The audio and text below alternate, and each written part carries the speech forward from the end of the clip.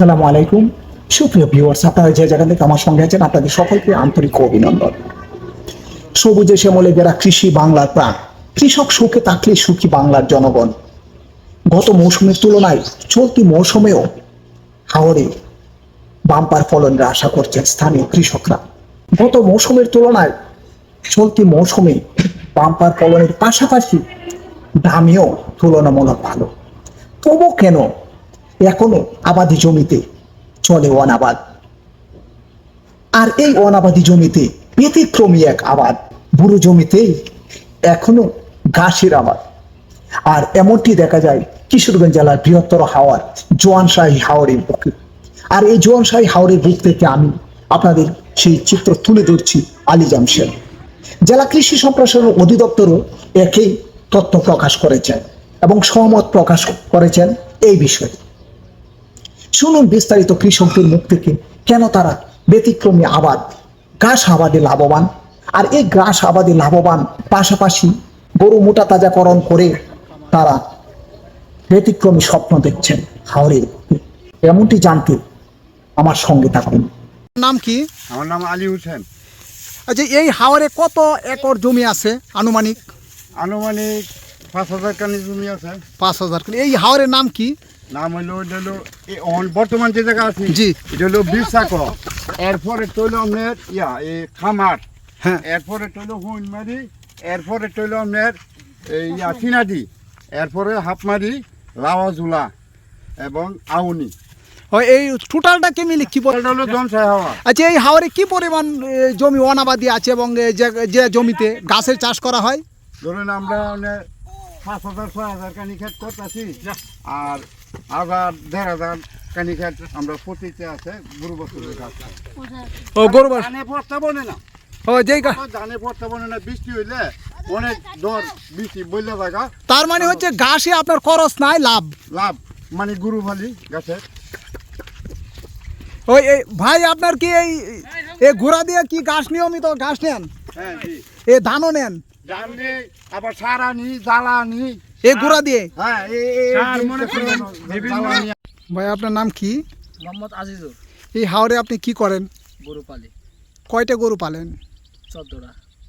এই খামার কি আপনার? জি। গরু পালে কেমন লাভবান আপনি? গরু পালে অনেক লাভবান। এই হাওরে কি পরিমাণ জমি আছে? এই হাওরে প্রায় 200 থেকে 300 পরিমাণ জমি আছে ঘাসের, আর ধানের জমি তো অনেকটাই, ঘাসের জমি। ঘাস আবাদ করে কে লাভবান কেমন? ঘাসে আবাদ করে লাভবান, যেমন আমরা ঘাস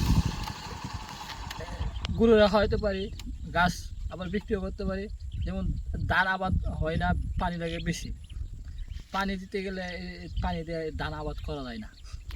খরা, এরা প্রচুর পরিমাণ খরা, ইয়ে হয়ে যায়, মাটি ফেটে যায়। এ বুড়ো আবাদ করতে গেলে আপনাদের খরচের পরিমাণ বেড়ে যায় বিদায় আপনি ঘাসের আবাদ করছেন। ঘাসের আবাদ করি, ঘাসের আবাদ করে আমরা দেখলাম গরু মোড়া তাজা করে ধানের থেকে আমরা এই গরুর থেকে লাভবান। ভাই, আপনার নাম কি? আমার নাম নুরতুলক।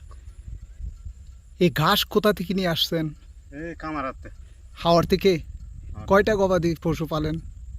অঙ্ক বর্তমানে একটাই খালি। এটা কি দুগ্ধজাত গাভী নাকি সার? বড় আর ও বড় সার। বছরে কয়টা গরু পালেন এভাবে? 2-3টা। 2-3টা। পাশাপাশি কি কৃষি কাজও করেন? কৃষিকাজই করি। ও, এই গরুতে লাভ কেমন? অর্ধেকই লাভ। ভাই, আপনার কি গরু নিয়ে হাওরে যাচ্ছেন? জি। কয়টা গরু পালেন আপনি? 8টা। এই এলাকার কি পরিমাণ লোকজন গরু লালন পালন করে? 12টা লোক। 12 আনা লোক গরু লালন পালন করে লাভবান কেমন আপনারা? আমরা আপনার গরু হয়েছে 20,000, 25,000, 30,000 লাভবান থাকেন। আপনি কয়টা গরু পালেন? আমি 8টা। প্রতি বছর? প্রতি বছর বেশি ফালি কম ফালি। আপনার নামটা কি? জ্বালাল নিয়ে কি পরিমাণ জমিতে ঘাসের আবাদ করেছেন? 1.5 কানি আবাদ করছি। ঘাসের আবাদ করেছেন। আপনার নাম কি? আমার নাম মোহাম্মদ সুমন। আপনি কি খামারি? জি, কামারি। আপনার কয়টা গরু আছে? এখন বর্তমানে 3টা আছে, আগে ছিল 12টা। গরু হাওরে গরু পাইলে লাভবান কেমন? আছে মোটামুটি আল্লাহর রহমতে। কেন লাভবান আপনারা? ঘাস অতিরিক্ত হয়। এই ঘাস কি প্রাকৃতিক ভাবে বেড়ে উঠে? জি জি তুলনামূলক কি ঘাসের আবাদ করে লাভবান? জি, আবার লাভবান ঘাসের মতে। যেই কারণে আপনারা গরু লালন পালন করেন। ভাই আপনার পরিচয়টা কি? আমি মাহমুদুল হাসান, প্রাথমিক চিকিৎসক, ভেটেনারি। আপনার ওই হাওরে আসলে এই খামারের কিছু প্রাথমিক চিকিৎসা দিই। রোদ আর বৃষ্টি নাই, কল করলে মাঝে মাঝে আসি। আমার কাজ হলো সেবা দেওয়া, প্রাথমিক চিকিৎসা, এটাই আমার কাজ। প্রিয় দর্শক, আপনারা শুনছেন হাওরের বুকে ছুটে আসা এমন একজন প্রাথমিক চিকিৎসকের সাথে কথা বললাম। তিনিও এখানকার তাজাকরণ করে লাভবান কেমন কৃষকেরা। ভালোই, ধানের চাইতে মোটামুটি আমি যে দেখলাম, আপনার 2 বছর ধরে আমি এখানে আসি। এটা কি, এই মেশিনের নাম কি? বাংলা মার্ক। এটা কি হারভেস্টার মেশিন আমি পরিচিত? এটা কি ধান কাটেন? এখন কি সাম্প্রতিক তো ধান কাটা শুরু হয়নি, আস্তে আস্তে লাগছে। ও টুকটাক শুরু হয়েছে। তবে এটা দিয়ে কি ঘাসও কাটেন? সব কিছু করেন যা। এই হাওরের যে অসংখ্য জায়গা জুড়ে ছড়িয়ে ছিটিয়ে আছে, দেখা যায় যে খামার, এই খামারিরা লাভবানের কথা বলছেন ঘাসের আবাদ করে। এই ঘাস কি এটা দিয়ে কাটেন? প্রিয় দর্শক, আপনারা শুনছেন এই হারভেস্টার দিয়ে ধান কাটার পাশাপাশি তারা ঘাসও কাটতে পারেন। এবং এই হাওরে অসংখ্য জায়গায় আপনাদেরকে আগেও দেখিয়েছি যে ঘাসের আবাদ হচ্ছে। ধানের তুলনায় খরচের পরিমাণ কম, কারণ এমন কিছু জমি আছে যেগুলো অনাবাদি বলা চলে। এই অনাবাদি জমিতে প্রচুর পরিমাণে খরচ হয়ে যায়, পানি এবং কীটনাশক এবং অন্যান্য রোগবালাইয়ের পরিমাণও বেশি থাকে বিদায় তারা চলতি মৌসুমে ঘাসের আবাদ তুলনামূলক বেশি করেছেন। এবং এই ঘাসে বর্তমানে হারভেস্টার মেশিন দিয়েও ঘাস কাটা যায় বলে জানা নেই। আপনার নামটা কি? মোহাম্মদ নুরে আলম। বাড়ি? বাড়ি নিকলি থানা, সাজনপুর গ্রাম। আপনার এই হাওরের নাম কি? জমশার হাওর। ওই জোয়ানশাহী হাওরে আসছেন শুধু এই মেশিন নিয়ে? জি জি, এই মেশিন কি আপনার নিজের? নিজের। গেছিলেন? ধান কি কাটা শুরু হয়ে গেছে? এই আপনাদের দেশে বাড়ি কোথায়? গুরুই। কোন হাওরে ধান কাটলেন? চাতলা হাওরে, এই যাকে বলে গুরুয়ের বড় হাওর। এই চলতি মৌসুমে কেমন ধানের আবাদ হয়েছে? মানে ধানের বাম্পার ফলন হওয়াতে আপনাদেরও মজুরি ভালো দিচ্ছে। প্রিয় দর্শক, আপনারা শুনছেন ধানের বাম্পার ফলন হওয়াতে চলতি মৌসুমে কৃষকরা যেমন খুশি, তেমনই শ্রমিকরাও খুশি।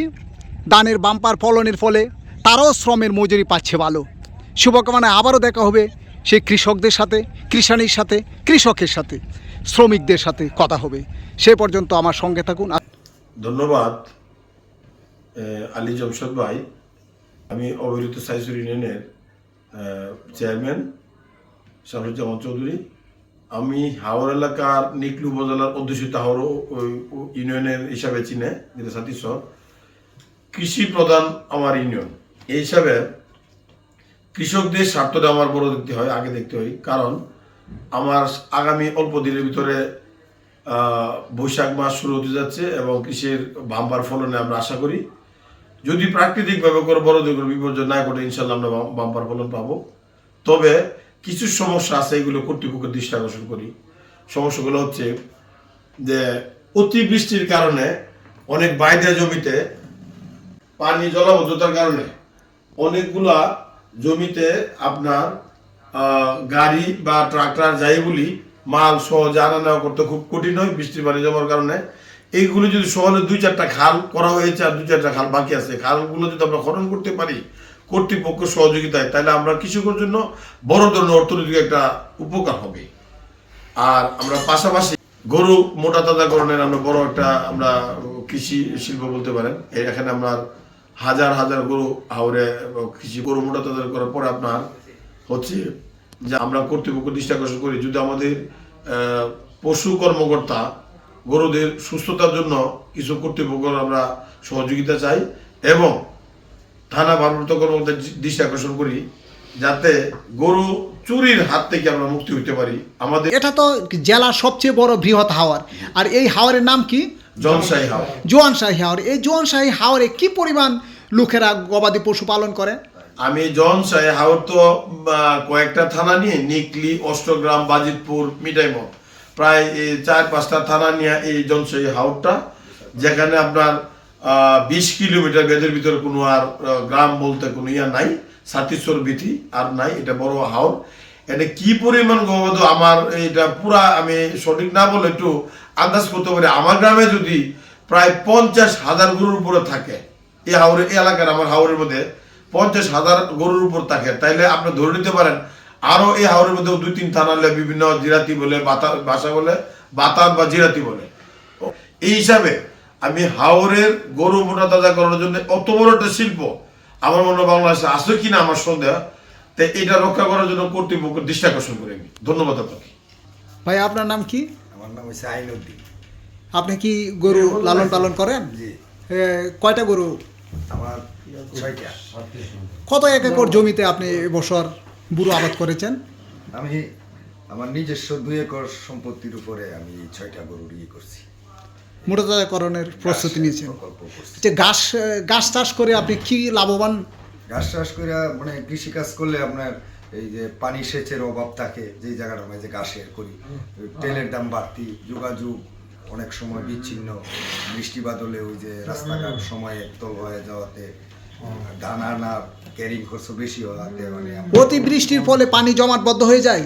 এই জলাবদ্ধতা সৃষ্টি হওয়ার ফলে আপনার সমস্যা হচ্ছে। জি, এখন আমরা গরু পালন করি, কইরা মোটামুটি 6টা গরু একবার পালছি, 1.5 লাখ টাকা লাভ হয়েছে। আবার যদি 6টা পালতাছি, যদি বিক্রি করতে পারি মোটামুটি আবার আশা করতেছি আরো 1.5 লাখ টাকা পাবো, 2বারে 3 লাখ। আপনার ধান 2 একর আবাদ করছি, আর ঘাস করেছেন কতটুক? গাছ করছি 2 একর। আপনার নাম কি? আমার নাম মোহাম্মদ রাট মিয়া। আপনার বাড়ি? আমার বাড়ি সাতিশর। আপনি কি করেন? আমি কৃষক। চলতি মৌসুমে কত একর জমিতে আপনি কৃষি আবাদ করেছেন? আমি চলতি মৌসুমে আমি 1 একর ক্ষেত করেছি। বুড়ো আবাদ করেছেন, হ্যাঁ, আমি- অন্যান্য ফসলও করেন? অন্যান্য ফসলও করি। মানে আপনার নাম কি? মোহাম্মদ জঙ্গু মিয়া। আপনি কি কৃষি কাজ করেন? জি, আমি কৃষিকাজ করি। কতটুক জমিতে এই বছর আবাদ আমি 2 করেছেন? একর জমিতে আবাদ করেছি আর 6-7টা গরু পালছি। পালার পরে আমি নিজের ক্ষেতের পতন নাই, নিজের ক্ষেত নাই, পতন লেখা আমি ঘাস করেছি। ঘাস করে প্রায় আমি লাভবান হয়েছি। আমি মোহাম্মদ এলাজ মিয়া, আমি একজন ইউপি সদস্য, কত নং ওয়ার্ডের সদস্য? 2 নং ওয়ার্ডের ইউপি সদস্য। তা আমাদের ছাতিচরে শতকরা 95% লোকই কৃষক। এখানে যারা স্টেটমেন্ট করছে সবাই কিন্তু কৃষক। আমি নিজেও একজন কৃষক, আমার কৃষিকাজে আমি নিজেও নিয়োজিত।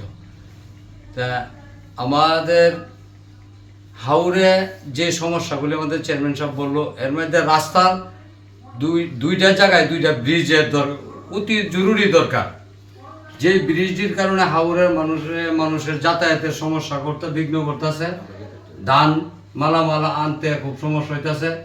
আর এই 2টা ব্রিজ, যেখানে একটা ব্রিজ হলো এই হাওরটার বলা হয় সাপমারির হাওর, যেখানে গরু বেশি গরু এখানে চাষ বাতান আছে। হ্যাঁ, আর আরেকটা এই ব্রিজ হলো সুকুনবাড়ির হাওর বলি আমরা, আঞ্চলিক ভাষা সুকুনবাড়ির হাওর।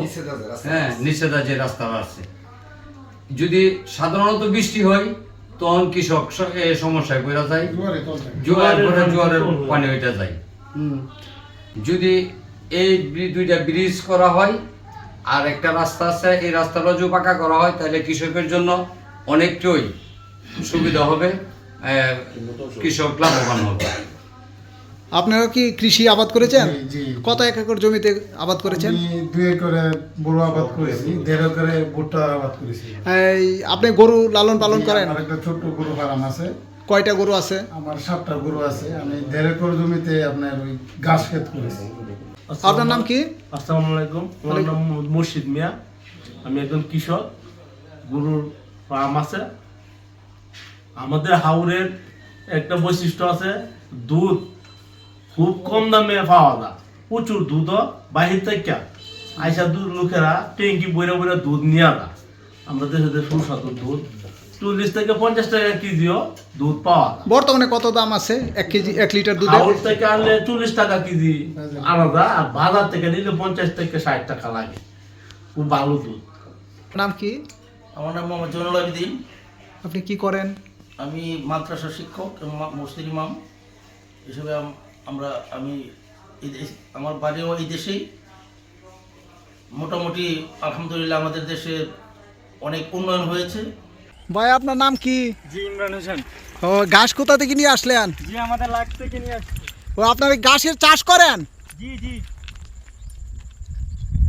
ভাই কোথা থেকে ঘাস কেটে নিয়ে আসলেন? আসছি করে আলাম করতে। ভাই আপনার নাম কি? কোথায় গেছিলেন? ঘাস আনতে গেছিলাম। এই হাওড়ে? জি।